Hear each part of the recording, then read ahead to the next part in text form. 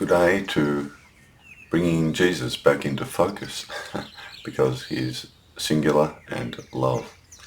This image I've got on the screen, the spirit earth, cross and the dove, that represents exactly what Jesus Christ went through from his physical human body, born in the normal way from his mother, and it died on a cross. He was crucified, murdered, and his body died, and it was buried, and it went back to the earth. But he had another body, and that's the dove, on top of the cross there, and that's what leaves all of our bodies. Think of it like water in a vase. All the vase shapes in the world are essentially made of clay, porcelain, glass, earth generally, before plastic was invented. The curse of mankind. All those vases eventually break apart, but the vase holds the water, and the water is a completely different substance to the earth. It's liquid, and the same water poured into any of those vases takes the shape of each vase perfectly. Same water. Skinny tall vase, small round vase, you pour the same container of water into each vase, and the water fills the vase in the exact form of the vase. That's your physical body. Your spiritual body is with your physical body, and it's taking the form, whether it's as a child, an adult, middle-aged, male, female, makes no difference. The spiritual body just adjusts to the form, fills the form, but it also leaves the form. I would say the spiritual body is singular. This is what Jesus taught and Buddha too. These are the two greatest spiritual teachers the world's ever had. There are many others, but these two in particular are pretty special. First of all, they both were pacifists until the Christian message of Jesus, the spiritual way of Jesus, was destroyed by Constantine and the corrupt church leaders around 312 AD. And that corruption infested and perverted the teachings of Jesus right up until today. Only the pacifist Christians, Quakers, Mennonites, Amish, Assyrian Christians, myself, we're the only ones who hold true to the original spiritual way through this material world of suffering. Is we don't kill anyone, no matter who's killing us. We don't pick up a gun and take their life. We can't give life, and we can't take it. Also, when you kill someone, the enemy, even though they are committing great evil, you rob them of the chance to repent. So, and all of us are fallible, and all of us can fall down, and all of us may need a chance to repent and come back into the singularity of divine love. So we got two bodies. That's the first thing that Jesus taught, and he certainly taught in his gospel teachings that one stays behind, and that's where the vultures gather. They're his words, the corpse, and one leaves. The only words that are missing in the Gospels are, they are where the eagles fly, so up into the air. And the word air in the Greek New Testament Old language means breath, wind, or spirit. And so that's what he's been saying all the time. So his teachings are about love. You have two bodies, and move into your primary identity of spirituality.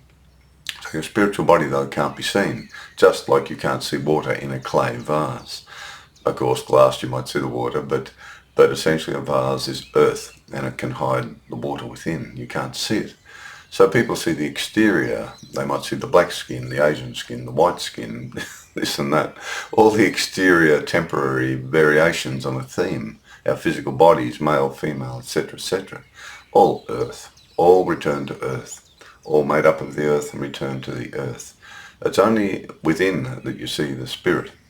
And if you are spiritual, you look towards the spiritual person. You meet the person in their spirit, not necessarily in their flesh. That's a secondary aspect. So you can only do that because the spirit itself is the same in all of us, and therefore it's the love that's in you. If it's in you, then you'll never hurt another child on earth. And you can see with all the wars going on at the moment in Russia and Ukraine, Gaza and all the rest of it, these children have moved out of the spiritual body. They're in the flesh. All flesh rots, dies and stinks. They are worshippers of death. So that is all they're moving towards, is death, non-life. Regretfully, their spirit will leave their bodies, of course, and they'll all reap what they've sown now, unless they repent and change and drop the guns and go home and love their family and love their neighbour. So we've got this big problem on the earth. Jesus' teachings are extremely beautiful because they're otherworldly. I mean, totally otherworldly. He can walk on water. He could heal children's physical bodies. Another analogy I love to use is we're all souls riding on a horse. We're not the horse and the horse isn't us. We're the rider. You should hold on to the reins, the spiritual body, riding on the physical horse. And then we can direct the horse to go here or go there. The horse can help someone who's fallen over, lift them up, tend to their wounds if they're bleeding, put bandages on. So we can direct the horse with our spiritual identity to do good things. Of course, that same horse, we can direct it to pick up a gun. But the problem then is you've moved out of the soul identity. You're now in the shadow. You've created a false identity, because only a false identity can kill and slaughter, rob and steal.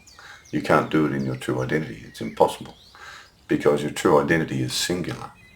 It's only empowered by a divine, loving life force of a spiritual being beyond this world. And yet the spiritual being's presence is in you and me. It's what I call the loving spiritual life force. That's what you might say is in the water. The vase has to have potatoes and beans and peas and water and gases, earth water, earth gases.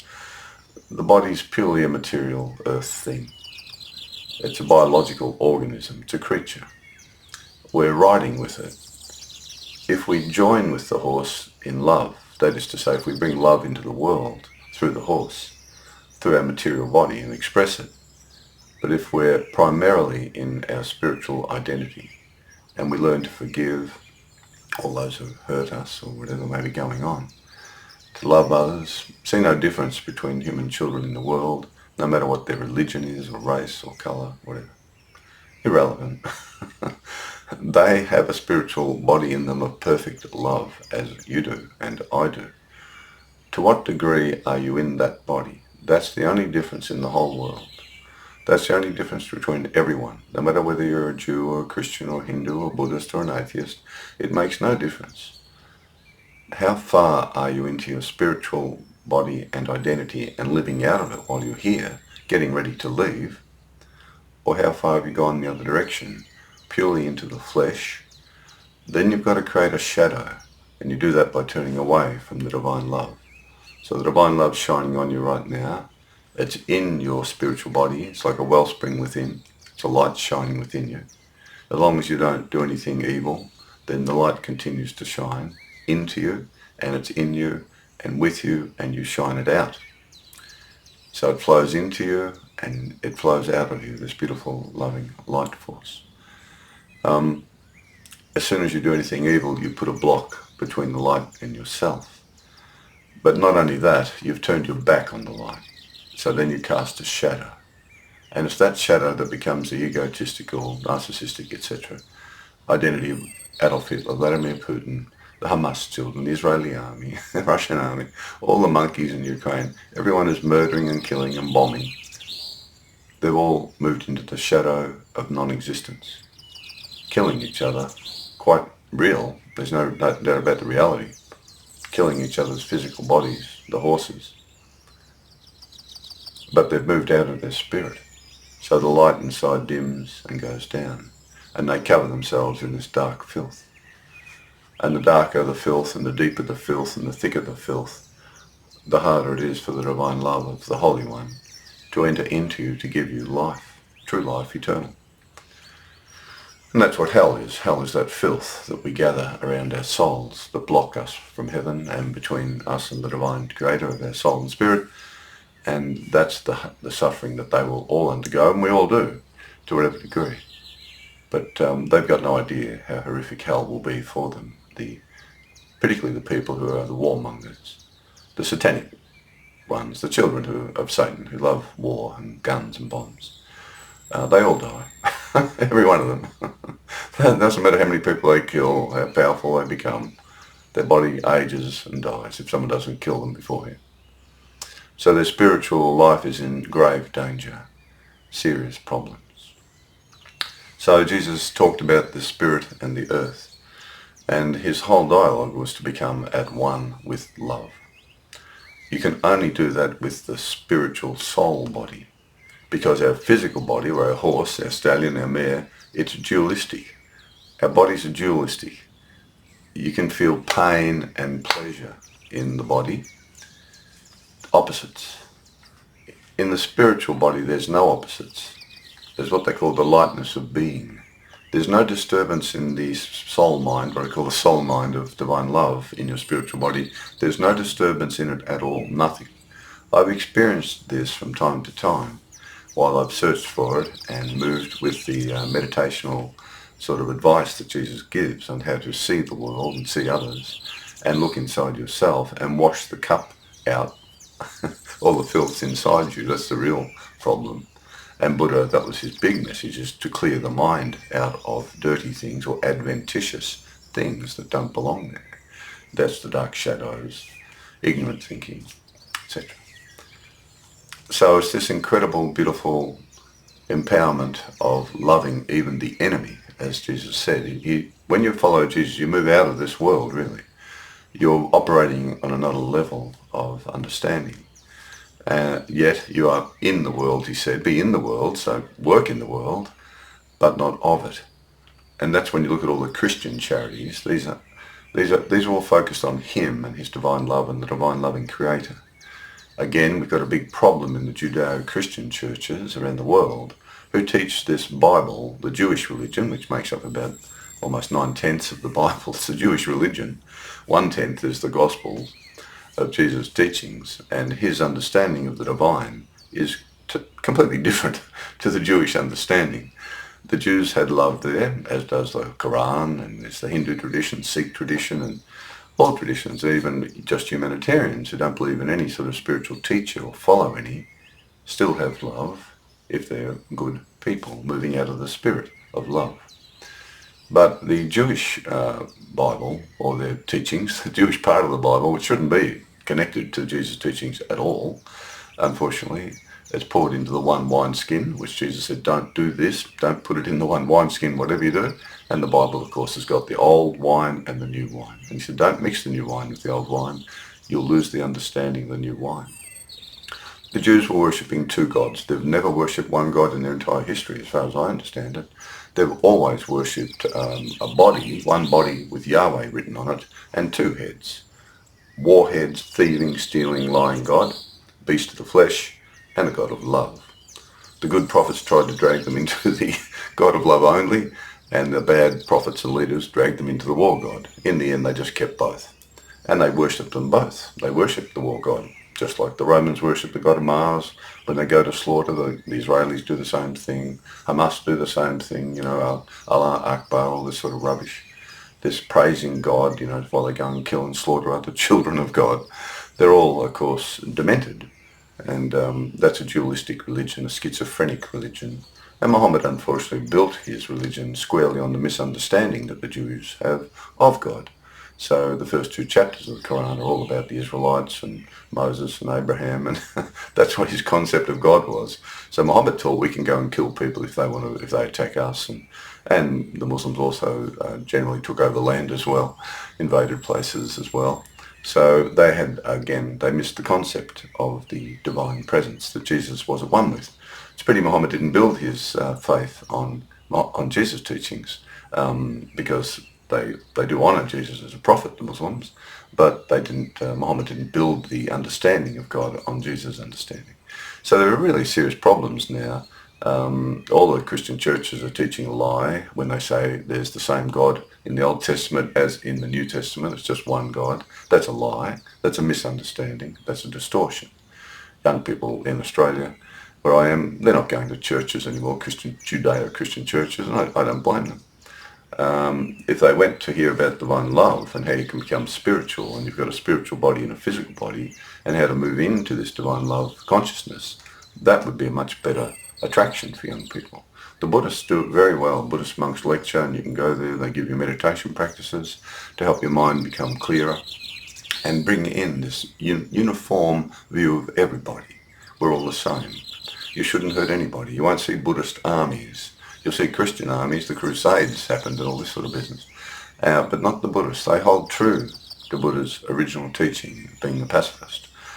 Christians, regretfully, the vast majority have abandoned Jesus and his teaching on pacifism, and that's one of the reasons why the faith is in such disarray. So I just wanted to say that, and to encourage you to be a pacifist Christian of divine love. We haven't got long on the earth. Your spiritual body will leave your physical body. Jesus' body was buried, and I personally believe probably John and Peter had to move the body and hide it because he appeared to them in his spiritual body. And they knew that if anybody saw the tomb with his body in it, and they were saying we saw Jesus and he was alive, which I believe he was, in a perfect spiritual body, not one with wounds on it. That's a cover-up story. He had a perfect spiritual body. Jesus himself said you'll have a body like an angel once you leave your physical body behind and you're in the heavenly spiritual world, which he was. So he wouldn't have a body with wounds on it. It doesn't make any sense. But if you realise the disciples had to continue spreading his words and his instructions, and which are the things, he says, my words, they are spirit and they are life. So it's all about his words. That's what save you, because they help you wake up to be the sole spiritual rider on the horse, and then you can bring your horse into good action while you're in the world and do lots of good. And that's the whole thing, but it's the soul. The Buddhists would say your mind has to control it. I'd say your spiritual identity, your spiritual body, soul mind has to control it. I'd say soul mind, Buddhists would just say mind. They say mind leaves the body at death. I'd say your spiritual body and mind. Spiritual body leaves the physical body and its brain mind. You must remember our brain mind is chemical, and it can shift just by putting chemical substances in it, such as alcohol, for example. We've all seen drunk people, if we haven't experienced it ourselves, or other drugs, of course, cannabis, through all the modern drugs that are taken by children. And it shifts the mind, and it shifts the personality, and it shifts the experience quite forcefully. Whereas divine love, you've got to approach it with a very healthy body, very clean, healthy and well balanced chemically. Then the brain's in neutral, the brain mind's in neutral. Then you can choose to be spiritual through free will. And then when you think about the love of heaven and the love of this divine being who's given us all this body, this spiritual body that's perfect, when you move into that, you will connect, and you'll feel various things changing in your life or happening, which will bring you into this divine love. And that'll help you get through all sorts of crises and problems and challenges, because you'll see everything through love and compassion and forgiveness, empathy, and you'll bring love into this material world through your spiritual body and your soul mind, which is not physical. The water's not the earth vase. It's a different substance. Your spiritual body is a different substance. So wherever you are, your family, your friends, neighbours, whatever, workplace, your nation, work towards pacifism. I know governments are corrupt all over the place, and they love war, and they love buying guns and bombs and submarines. In Australia here, we're wasting money on submarines and all these sorts of things, when we should be helping the homeless and the sick, and we should have an army and a navy of engineers and builders, and we send them out, and agriculturalists to go and help poor people, or where there's devastation. We go and help them. That's the best army to have. I wish we had an army in Australia like that. I'd be only too happy to have an army like that on standby to go to places where there's been disasters. And they could have, all the various wonderful things, but not tanks and bombs and drones and guns. They're all made by the satanic children. You've got to understand this. Everyone who makes the armaments in the industries, they're all Satan's children. They're not the divine loving being's children, because they've shifted out of their spiritual body into the flesh and cast the shadow. They worship money or war, etc., power. Usual things that these beasts of the flesh get trapped in. As spiritual children, we've got to try to bring them out so we don't join with them. And we stand against them, but we don't stand against them with guns. We don't support them in what they're doing. We try to tell them stop doing it. We are a living example of heaven on earth. We're peace and we're love. We don't hurt anyone. Be a vegetarian as well. Don't hurt the little sheep and the cows and, and the pigs. Try to be a vegetarian if we can. Again, it's moving into the spirit more and more. You're letting go of, eating dead bodies, dead flesh. You're eating plants and seeds and nuts and grains and fruits. which are living plants. So it's a better thing to do for your body, but it's also spiritually a much better thing to do if you can do it. A good balanced diet is required. So I just wanted to just talk briefly about that. Yeah, I'm 68 now, and in an hour or two, and my body's being heavily impacted by an illness, and my physical body, and yet I've been guided continually from heaven, just continually, through the entire battle of many people working against me and people abandoning me and all sorts of things happening. But I'm never left alone. Heaven's always with me. I talk to them all the time. That's all I can tell you. You've got to have a good spiritual teacher. Jesus and Buddha are the two best. But you can find love even in the old Jewish religion, their two-headed God. If you look at the God of love, it's there. Love your neighbour as yourself. Jesus quoted one of the sayings of the God of love that the Jews have in their religion. But then you've got to look at the slaughter at Jericho, for example, that the Jews say God told them to go and slaughter every man, woman and child, burn the city to the ground, steal all the gold and jewelry and stuff or whatever, and take over the land. God told them to do that. And the same God, you see. And that's the big problem, you know. I've met Christians who believe that. I think you've got to be joking, don't you? Don't you listen to Jesus at all. The Jews didn't understand God. That's a Godhead of war. Anyway, I can't help them. I've tried my best. I've got this book though that I've put together because the Gospels are so distorted in places that I thought I'd better rewrite the Gospels at least. Gospels of Jesus Unplugged. And at least it's quite traditional. It's got all the sort of traditional miracles, etc. in it. But there are certain things that are not put in because they're absolutely not necessary, or they're actually misleading, or just no longer. They're redundant, and they're missing the point of his words. So I've tried to clarify his words about you have a spiritual body, a physical body. Get into your spiritual body and get ready to leave by loving everyone around you, particularly forgiving those who hurt you. That's a very high level of love, forgiveness, very high. It takes someone really strong to be that forgiving and to be a pacifist. Always remember, it's much more easy to be a beast murdering beast of the flesh than it is to be a pacifist. The murderer, the beast of the flesh, is weak in spirit. The pacifist who does not retaliate in kind, they're the strong one. They're the one that knows there's another world and it's spiritual. They're the one who knows their spiritual body and identity is not going to die. And they also know that this beast of the flesh, the murderer, the warmonger, they're lost. They've got no idea what they're doing. Anyway, the Gospels of Jesus Unplugged may clarify a few points if you're a Christian. Or if you're interested in what Jesus really meant. But it's only traditional. The next book was going to be a much more deeper explanation of his teachings. I may not have time to do that. So may your spiritual body awaken while you're in your physical body, while you're here on earth, and may you bring the divine love that's in your spiritual body now, but increase it.